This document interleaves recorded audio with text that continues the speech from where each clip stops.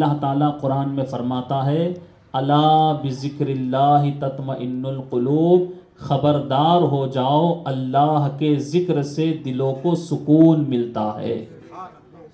اب ہم نے تھوڑی دیر اللہ کا ذکر کیا تو بتاؤ ایمانداری سے سکون ملا کہ نہیں ملا؟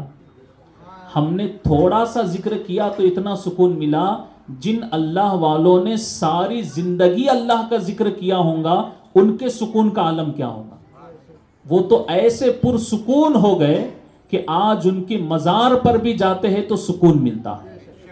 اور اللہ کا وعدہ ہے، اللہ قرآن میں فرماتا ہے فَاذْكُرُونِي أَذْكُرُكُمْ، تم مجھے یاد کرو میں تمہیں یاد کروں گا۔ فَاذْكُرُونِي أَذْكُرُكُمْ، تم مجھے یاد کرو میں تمہارا چرچا کروں گا۔ اب آپ دیکھو جنہوں نے اللہ کا ساری زندگی ذکر کیا، سرکار غریب نواز رحمت اللہ تعالی علیہ سلطان الہند عطائے رسول، ساری زندگی اللہ کو یاد کرتے رہے۔ کتنے سال ہو گئے آج انتقال ہو کے؟ 814۔ کتنے سال؟ 814 سال گزر گئے، آج تک دنیا غریب نواز کو یاد کر رہی۔ اللہ کا وعدہ تھا کہ تم میرا ذکر کرو میں قیامت تک تمہارا چرچا کروں گا۔ تو یہ ہماری آپ کی خوش نصیبی ہے کہ یہاں شادی خانہ کے اس موقع پر ہمیں آپ کو ختم خواجگان کا یہ ذکر کرنے کا موقع ملا۔ اس کی بڑی برکتیں ہے، جس گھر میں یہ پڑھا جاتا ہے آفتیں بلائیں مصیبتیں دور ہوتی ہے، پریشانیاں دور ہوتی ہے اور دعائیں قبول ہوتی ہے۔ اس لیے ہم لوگ ہمیشہ لوگوں سے گزارش کرتے ہیں کہ اپنے گھروں میں ایسی ذکر کی محفل سجاؤ تاکہ گھر میں چین و سکون رہے، برکت رہے اور ساتھ ہی ساتھ ہمارے گھر میں دین کا ماحول رہے۔ کیونکہ آج مسلمان ہے مگر مسلمان ہی دین سے دور ہے، مسلمان دین سے دور ہے۔ کتنے ایسے مسلمان ہیں کہ جن کو دن میں ایک بار بھی کلمہ پڑھنے کا وقت نہیں ملتا؟ بولیے صحیح ہے یا غلط؟ اتنی دنیا داری میں پڑے ہوئے ہیں، صبح اٹھنا، کام کرنا، کاروبار کرنا، بزنس کرنا، شام کو تھکے ماندے گھر آنا، کھانا، سو جانا، اس کے علاوہ کچھ نہیں۔ جب مسلمان کو 5 وقت نماز پڑھنے کے لیے وقت نہیں ملتا تو پھر وہ کلمہ کب پڑھے گا؟ لیکن اللہ کا کرم ہے کہ اللہ نے ہماری زبان کو اس قابل بنایا کہ ہم اس کا ذکر کر سکے۔ تو یہ ذکر کر کے سب کو سکون لگا یا نہیں لگا؟ اچھا لگا نا؟ تو ہمیشہ جب بھی ذکر کی محفل ہو تو اس میں آپ لوگ شامل ہوا کرے۔ یہ تو ایک موقع تھا شادی کا، اس لیے ہم لوگ شامل ہوئے، مگر جب بھی کوئی آپ کو ذکر کی دعوت دے تو اس میں ضرور جائے، کیونکہ ذکر کی برکت سے ہمارے دل کے جو میل ہے وہ دھل جاتے۔ کیا ہوتا ہے؟ دل کے میل دھل۔ اب دل کا میل یعنی کون سا؟ وہ اٹیک والا نہیں جس سے بھی لوگوں کو دل کے دورے پڑتے، وہ دل کا میل نہیں۔ انسان جب کوئی گناہ کرتا ہے تو حدیث میں ہے کہ اس کے دل پر ایک سیاہ داغ ہو جاتا، کالا داغ اس کے دل پر پیدا ہوتا ہے جب کوئی گناہ کرتا، اور گناہ پر گناہ، گناہ پر گناہ، گناہ پر گناہ کرتا رہتا ہے تو ایک وقت ایسا آتا ہے کہ اس کا پورا دل کالا ہو جاتا، اور پھر وہ انسان کا دل جب پورا کالا ہو جائے تو پھر کوئی بھی نیکی کی بات اس پر اثر نہیں کرتی، خدا کو بھی نہیں مانتا۔ اسی لیے اب آج جو سوشل میڈیا پہ جو ڈیبیٹ چلی ہے آپ لوگوں نے دیکھا ہوگا کہ خدا کے بارے میں نہ جانے کیسی کیسی باتیں ایک مسلمان ہو کر کہے، جبکہ ہم خدا کو مانتے ہیں کہ اللہ سب سے بڑا ہے، اور ہم نے خدا کو مانا ہے تو اس لیے نہیں مانا کہ وہ دے تو ہم مانیں گے، نہیں دے تو نہیں مانیں گے۔ ایسا ہے کیا؟ خدا پر ایمان ہے، ہم اس پر ایمان لا چکے، اور ایمان والے کی سب سے بڑی شان یہ ہے کہ ایمان والے بغیر دیکھے مانتے ہیں، اور بن دیکھے ماننے والے کا ایمان بڑا مضبوط ہے۔ اس سلسلے میں ایک واقعہ آپ کو سناؤں۔ خلیفہ ہارون رشید بہت بڑا بادشاہ، اس کی بیوی جن کا نام تھا بی بی زبیدہ بیگم، ان کے زمانے میں ایک بزرگ تھے، ایک اللہ والے، ان کا نام تھا حضرت بہلول دانا۔ کیا نام تھا؟ حضرت بہلول دانا۔ مجذوب بزرگ تھے، اپنی مستی میں رہتے، ایک مرتبہ حضرت بہلول دانا دریا کے کنارے بیٹھ کے مٹی کے گھروندے، مٹی کے گھر بنا رہے تھے، تو بی بی زبیدہ بیگم جو خلیفہ ہارون رشید کی بیوی تھی وہ وہاں سے گزری. اس نے دیکھا کہ بہلول دانا جو ہے وہ مٹی کے گھروندے بنا رہے ہیں، تو اس نے پوچھا آپ کیا کر رہے ہیں؟ تو انہوں نے کہا میں جنت میں محل بنا رہا ہوں. کیا کہا؟ جنت میں محل بنا رہا ہوں. تو بی بی زبیدہ بیگم نے کہا کیا اس کو بیچوں گے؟ کہا ہاں بیچوں گا. کتنے میں بیچوں گے؟ تو کہا 10 دینار میں. کتنے میں؟ تو بی بی زبیدہ بیگم نے 10 دینار نکال کر دے دیے، اور پھر جب اپنے گھر میں آئی، محل میں آئی، تو بادشاہ سے کہا کہ آج میں نے بہلول دانا رحمت اللہ تعالی علیہ سے 10 دینار میں جنت میں محل خرید لیا. تو یہ بات سن کے خلیفہ ہارون رشید جو بادشاہ تھا وہ ہنس پڑا، اور اس نے کہا تم نے پیسے ایسے ہی گھلا دیے، ضائع کر دیے، چلو جانے دو. بات آئی گئی ہو گئی. جب رات کو بادشاہ سو گیا تو خواب میں دیکھتا ہے کہ وہ جنت میں ٹہل رہا ہے. خلیفہ ہارون رشید جنت میں ٹہل رہا ہے. جنت کو دیکھتے دیکھتے دیکھتے ایک محل کے پاس آیا. اس محل پہ اس کی بیوی کا نام لکھا ہوا تھا، بی بی زبیدہ بیگم. اب دیکھا تو رک گیا اور کہا میری بیوی کے نام کا محل. اندر جانے لگا، فرشتوں نے روک دیا. فرشتوں نے کہا جناب یہ دنیا نہیں ہے کہ کسی کی پراپرٹی پہ کوئی بھی قبضہ کر لے، یہ جنت ہے، جس کا ہے وہی جائے گا. جب فرشتوں نے دھکا دیا تو آنکھ کھل گئی. اب آنکھ کھلنے کے بعد نیند کہاں آتی ہے؟ بیوی سے کہتے ہیں خلیفہ ہارون رشید کہ مجھے بھی بہلول دانا سے جنت خریدنا ہے. کہا ابھی اتنی رات کو کہاں ملیں گے؟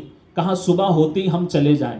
صبح ہوئی، جب گئے حضرت بہلول دانا مٹی کے گروندے دریا کے کنارے بیٹھ کے بنا رہے تھے. جا کر سلام کیا، السلام علیکم. وعلیکم السلام. پوچھا کیا کر رہے ہو؟ حضرت بہلول دانا کہتے جنت میں محل بنا رہا. پوچھا بیچوں گے؟ کہا ہاں بیچوں گا. کتنے میں بیچوں گے؟ کہا اس کی قیمت ہے تمہاری پوری سلطنت. اس کی قیمت کتنی؟ پوری بادشاہت مجھے دے دو. تو بادشاہ حیران ہوا. کہا حضرت کل تو آپ نے 10 دینار میں دیا تھا، ایک رات میں اتنی قیمت بڑھ گئی. تو حضرت بہلول دانا فرماتے ہیں نادان، اس نے بغیر دیکھے خریدا تھا، تو دیکھ کے خریدنے آیا. تو جو بن دیکھے مانے اس کا ایمان مضبوط ہوتا ہے. تو اللہ کا کرم ہے کہ ہم اللہ پر ایمان رکھتے ہیں. اللہ ہمارے ایمان کو سلامت رکھے. اور یہ سب کچھ احسان ہے ہم پر عطا رسول خواجہ خواجگاہ حضور غریب نواز رحمت اللہ تعالی علیہ کا، کہ اگر وہ ہندوستان نہ آتے تو ہم کیا جانتے خدا کون ہے، ہم کیا جانتے رسول کون ہے، ہم کیا جانتے قرآن کیا ہے. یہ سب کچھ ہمیں غریب نواز نے بتایا. ہمیں دین اسلام کیا ہے یہ غریب نواز نے بتایا. اور سرکار غریب نواز وہ ذات کا نام ہے کہ جب آپ ماں کے شکم میں تھے، ماں کے پیٹ میں، ابھی دنیا میں نہیں آئے تھے، تو آپ کی ماں فرماتی ہے کہ میں آدھی رات کو اللہ کا ذکر سنا کرتی تھی. کوئی ذکر کرنے والا نظر نہیں آتا تھا. میں حیران ہوتی تھی کہ کون ذکر کر رہا ہے. تو غیب سے آواز آتی کہ اے ہماری بندی تم پریشان نہ ہونا، یہ ہمارا بندہ ہے معین الدین جو تمہارے پیٹ میں ہمارا ذکر کر رہا. وہ سرکار غریب نواز رحمت اللہ تعالی علیہ جو دنیا میں آنے سے پہلے ہی خدا کا ذکر کر رہے، خدا کو راضی کر رہے ہیں. اور وہ حضور غریب نواز رحمت اللہ تعالی علیہ جنہوں نے 9 سال کی عمر میں قرآن مجید حفظ کر لیا. کتنی عمر میں؟ صرف 9 سال کی عمر میں پورا قرآن حفظ کر لیا. پھر علم ظاہری، فقہ کا علم، حدیث کا علم، تفسیر کا علم، یہ سارا علم آپ نے سیکھا. سارے علوم کو حضور غریب نواز نے اپنے سینے میں اتارا. اور غریب نواز نے چاہنے والوں کے لیے کیا دیا. آج ساری دنیا غریب نواز کو اتنا مانتی ہے نا، غریب نواز سے اتنی محبت کرتی. اس کی وجہ بھی ہے نا. محبت کی وجہ یہ ہے کہ انہی کی وجہ سے تو ہمیں دین ملا، انہی کی وجہ تو اسلام ملا. حضور غریب نواز رحمت اللہ تعالی علیہ نے اپنے پیر و مرشد ان کے پیر و مرشد کا نام حضرت سید عثمان ہارونی، ان کے پیر و مرشد کا نام حضرت خواجہ عثمان ہارونی رحمۃ اللہ تعالی علیہ۔ تو حضور غریب نواز نے اپنے پیر و مرشد کی 20 سال خدمت کی۔ کتنے؟ 20 سال تک اپنے پیر کی خدمت میں رہے، اور پھر زندگی میں وہ وقت آیا کہ حضور غریب نواز اپنے پیر و مرشد کے ساتھ بیت اللہ کی زیارت کے لیے گئے، خانہ کعبہ کی حاضری کے لیے گئے، اور وہ کیسی حاضری کہ جب کعبے کا طواف ہو رہا ہے تو آگے آگے پیر کامل، پیچھے پیچھے مرید صادق۔ ایسا طواف کرتے کرتے حضور غریب نواز اپنے پیر و مرشد کے ساتھ طواف کر رہے ہیں۔ جب طواف پورا ہوا 7 چکر، تو آپ کے پیر و مرشد خواجہ عثمان ہارونی نے حضور غریب نواز کا ہاتھ پکڑا۔ میزاب رحمت، کعبے میں ایک پر نالا ہے، آپ لوگوں نے دیکھا ہوگا، جہاں سے بارش کا پانی ٹپکتا ہے، تو اس پر نالے کے نیچے کھڑے ہو کر جو دعا مانگی جائے قبول ہوتی۔ حضور غریب نواز کے پیر و مرشد وہاں کھڑے ہوئے، غریب نواز کا ہاتھ پکڑ کر اللہ کی بارگاہ میں عرض کی، یا اللہ، معین الدین حسن کو تیری بارگاہ میں لایا ہوں، قبول فرما لے۔ تو غیب سے آواز آئی، معین الدین ہمارا دوست ہے، ہم نے اس کو عزت بخشی اور بلندی عطا فرمائی، ہم نے اسے قبول فرمایا۔ وہ حضور غریب نواز جو اللہ کی بارگاہ میں مقبول ہوئے، اس کے بعد حضور غریب نواز مکہ میں ہی رہے۔ غریب نواز مکہ میں کئی دن تک رہے۔ ایک دن غیب سے آواز آئی، معین الدین، حضور غریب نواز ذکر کرتے بیٹھے تھے، آواز آئی، معین الدین تم نے ہم کو راضی کر لیا، جو مانگو تمہیں دیا جائے، اور جتنا مانگتے اتنا کم ہی پڑتا۔ صحیح ہے نا؟ ہمارے پاس جتنا ہے اس میں بس ہوتا ہی نہیں، کبھی ہم چاہتے اور آ جائے اور آ جائے۔ مگر حضور غریب نواز رحمت اللہ تعالی علیہ کو جب اللہ نے فرمایا مانگو کیا مانگتے ہیں، تو حضور غریب نواز نے کیا فرمایا، یا اللہ تو سب کچھ عطا کرنے والا ہے، تو مجھ سے فرماتا ہے کیا مانگنا ہے مانگو، تو اگر میں تجھ سے مانگتا ہوں تو میرا یقین ہے کہ تو دے گا، تو بس میں یہ چاہتا ہوں کہ میرے سلسلے میں میرے مرید کے مرید کے مرید کے مرید جو قیامت تک مرید ہوں گے تو سب کو بخش دے۔ تو جب غریب نواز نے مانگا تو اللہ نے فرمایا، اے معین الدین، تیرے سلسلے میں، سلسلے چشتیہ میں جو بھی قیامت تک داخل ہوتا رہے گا میں سب کو بخشتا رہوں گا۔ تو یہ غریب نواز ہے جن کا ہم پر اتنا بڑا احسان ہے۔ لہٰذا آج چھٹی شب شروع ہو گئی، یعنی رجب کی 6 تاریخ کو حضور غریب نواز کی وصال کی تاریخ ہے، اور ابھی چھٹی لگ گئی ہے، کل چھٹی شریف ہے، اور اسی مناسبت سے الحمدللہ، حالانکہ یہاں نعت خوانی کا پروگرام تھا، لیکن صاحب خانہ کی خواہش تھی کہ کوئی ذکر کا پروگرام ہو، تو یہ ذکر کا پروگرام کیا گیا، اور کچھ نصیحت کی گئی کہ ہم کو دین سے جڑنا چاہیے۔ تو سب لوگ دین سے جڑے رہے، کیونکہ انسان کے، مسلمان کے آخر تک ساتھ آنے والا ایمان ہے۔ جو آخر تک اپنے ایمان کو سلامت رکھے، ایمان سلامت لے کر دنیا سے گیا تو وہ ہمیشہ کے لیے جنت میں رہے گا، اور جو ایمان کے بغیر دنیا سے گیا تو پھر وہ ہمیشہ کے لیے جہنم میں رہے گا۔ تو اللہ کی بارگاہ میں دعا ہے کہ اللہ تبارک و تعالی ہم سب کے ایمان کو سلامت رکھے، ایمان پر قائم رکھے، اور ایمان پر خاتمہ بالخیر فرمائے، اس کے سوا کسی کا محتاج نہ بنائے۔ صلاۃ و سلام کے لیے کھڑے ہو جائے۔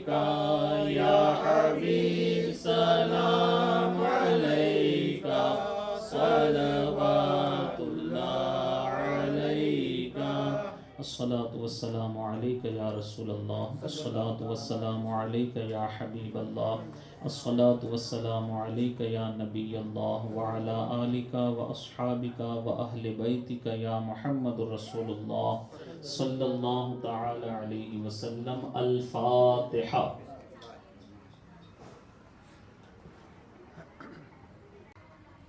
لخمسة أطفي بها حر الوباء الحاطمة، المصطفى والمرتضى وبناهما والفاطمة، غوث اعظم بمن سر و ساما مدد، قبل عیلی مدد، کعبہ ایمان مدد، بگر ڈاب بلا افتاد اشرف جہانگیر، دست منظار و ناتواگیر، اے اشرف زمانہ زمان، اے مدد نما، درہائے بستراز کلید کرم کشا، سرورا شاہ کریمہ، دستگیرہ اشرفا، حرمت روح پیمبر، یک نظر کن سوء ما، یک نظر کن سوء ما، یک نظر کن سوء ما. یا اللہ یا رحمان یا رحیم پروردگار عالم، اس محفل ذکر کو اپنی بارگاہ میں قبول فرما. جتنے لوگ اس میں شامل ہوئے، تیرا نام لیا، تیرا ذکر کیا، مالک و مولا ہم سب کے چھوٹے بڑے صغیرہ کبیرہ گناہوں کو معاف فرما. یا اللہ ہمیں بار بار تیرا ذکر کرنے کی توفیق عطا فرما، ذکر کی لذت عطا فرما، اس کی برکتیں عطا فرما. جو فیضان تو نے اپنے محبوبین بندوں کو عطا کیا اس کا صدقہ عطا فرما. مالک و مولا تو اپنے فضل و کرم سے ہم تمام مسلمانوں کو پکا سچا مسلمان بنا، نمازی بنا، ہم سب کو حاجی بنا.